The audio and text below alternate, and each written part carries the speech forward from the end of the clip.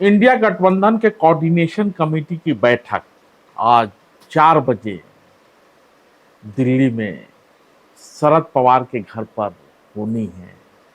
आपको याद होगा कि जब तीसरी बैठक मुंबई में हुई थी तो एक कोऑर्डिनेशन कमेटी बनाया गया था। उसमें 14 सदस्य नियुक्त किए गए थे और वही 14 सदस्य यानी अलग अलग दलों के सदस्य आज दिल्ली में शरद पवार के घर पर जुट रहे हैं। बैठक तो 4 बजे होगी, लेकिन 2 दिन पहले से ही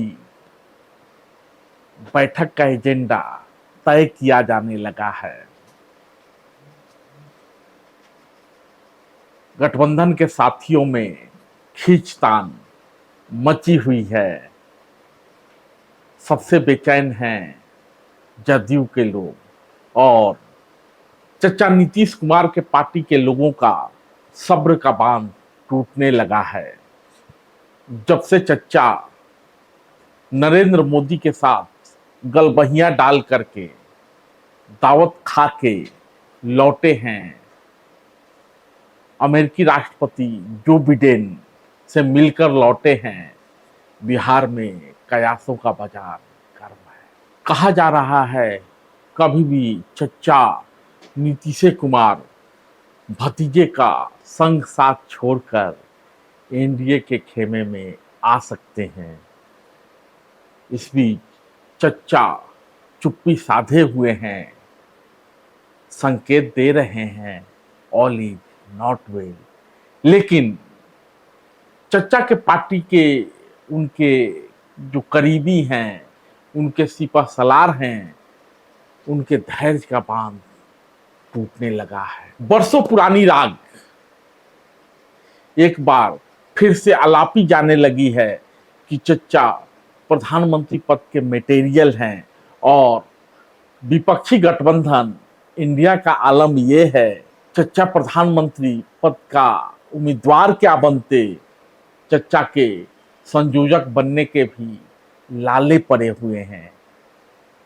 राहुल गांधी को मटन पकाने का टिप्स देते हुए और यहां तक कि इंडिया गठबंधन के मंच से भी लल्लू यादव ये संकेत दे चुके हैं कि उनका दुल्हा तो राहुल गांधी है। लेकिन चचा के पार्टी यानी जदयू के लोगों को लल्लू यादव का राहुल गांधी को मटन की थाली सजाकर दिया गया राजनीतिक टिप्स भा नहीं रहा है और एक बार फिर से उनके पार्टी के लोग चचा को विपक्षी गठबंधन के प्रधानमंत्री पद का उम्मीदवार बताने लगे हैं। हालांकि लालू ने कल ही संकेत दिया था कि कल के कोऑर्डिनेशन कमेटी की बैठक में इंडिया गठबंधन पीएम पद का उम्मीदवार तय करेगी। लालू के संकेत देने के बाद चचा की पार्टी से बयानों के तीर चल रहे हैं। चचा की इमेज बनाने की कवायद जारी है।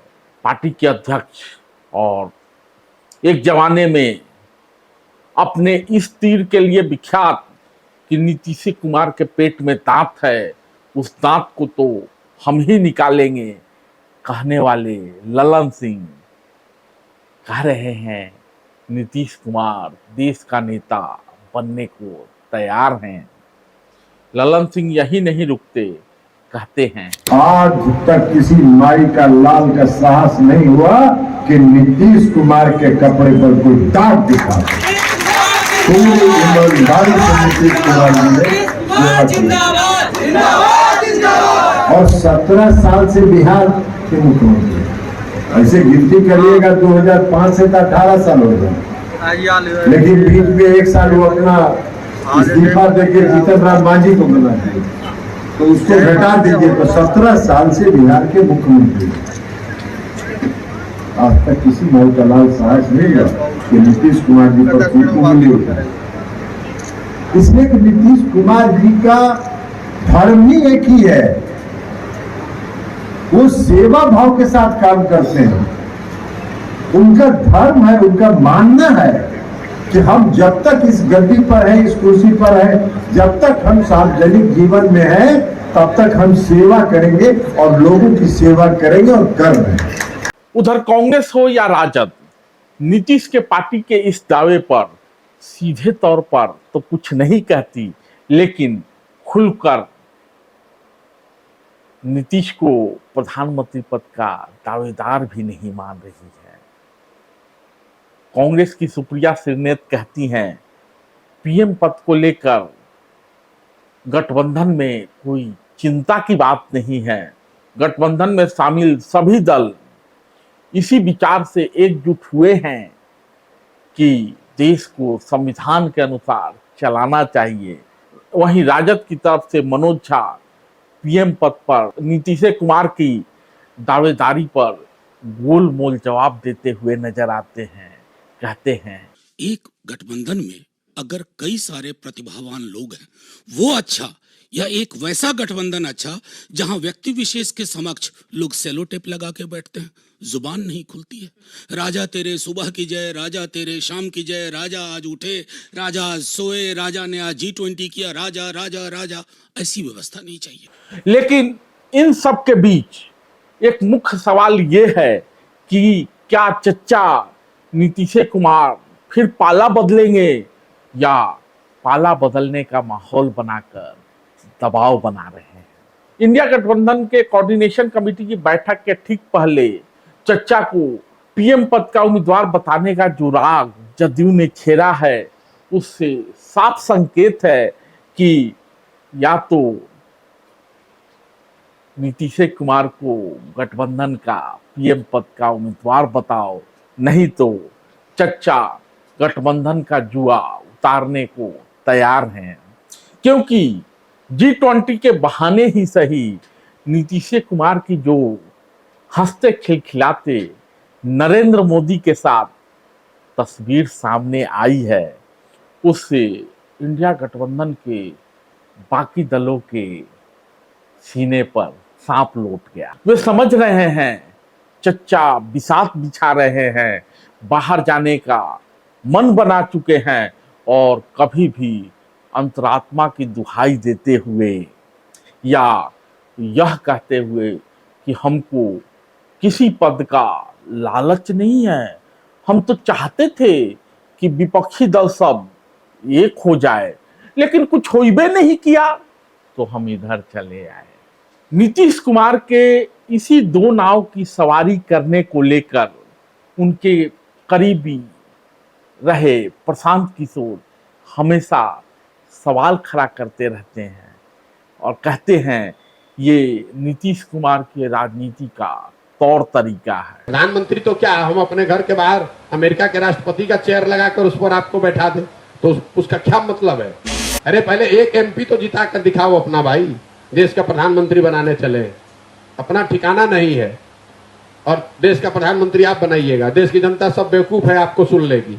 2014 में जिस नीतीश कुमार की हमने मदद की थी वो चुनाव नहीं हारे थे, उनकी पार्टी लोकसभा में चुनाव हारी थी। कभी भाजपा का पैर पकड़ के, कभी लालटेन पर लटक के, आप किसी न किसी तरीके से कुर्सी पर चिपके हुए हैं। लेकिन हाल के दिनों तक या हाल के महीनों तक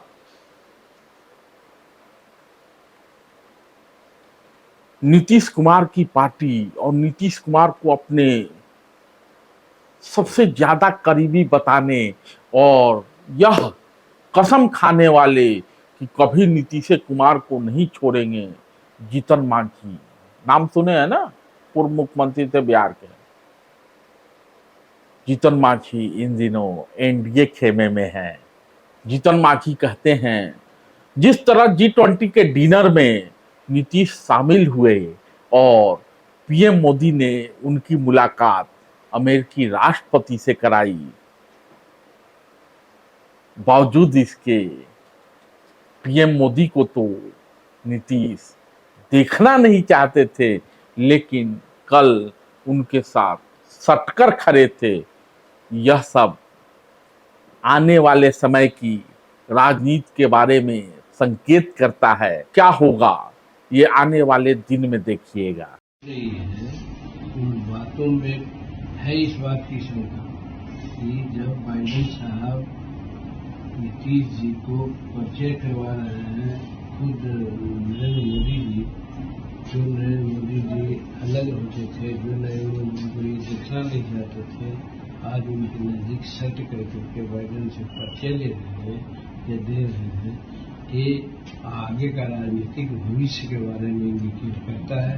क्या होगा आने वाला दिन में देखिए। तो जीतन मांझी की बात माने तो क्या होगा ये आने वाले दिन में दिखेगा, लेकिन यह तय है कि जिस नीतीश कुमार को इंडिया गठबंधन का सूत्रधार बताया जा रहा था, विपक्षी एकता का सिरमौर बताया जा रहा था, वही नीतीश कुमार गठबंधन की मटकी फोड़कर एनडीए के नाव की सवारी करने का मन बना चुके हैं और भतीजे के मुख्यमंत्री बनने के सपने को एक बार फिर पलीता लग चुका है। धन्यवाद।